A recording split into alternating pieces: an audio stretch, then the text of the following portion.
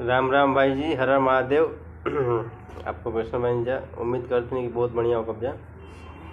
और रहल बात तब हम बोलना चाहते तो नहीं, लेकिन लास्ट में मजबूरन बोलेगा पड़ता कि खेसारी लाल यादव के नचनिया कहला पर कुछ लोग के बहुत बुरा लागल बा।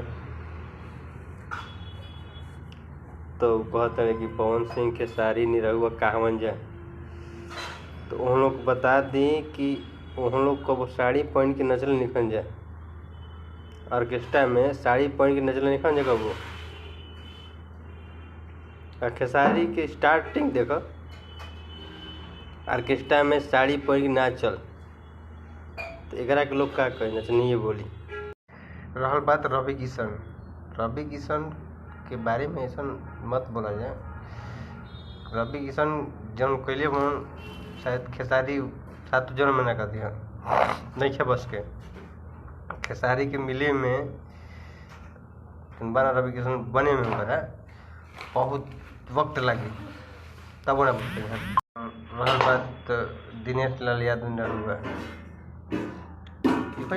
तो खेसारी ना कब निरहु जब बन दिनेश लाल यादव का वो साड़ी पहन के नचले निकल स्टेज पर।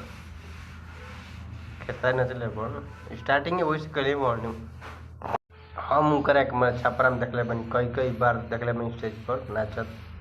ठीक, तो ये बात के लेके बुरा ना माने के चाहिए, सोचे के चाहिए बढ़िया कि हाँ आखिर सच्चाई क्या बा।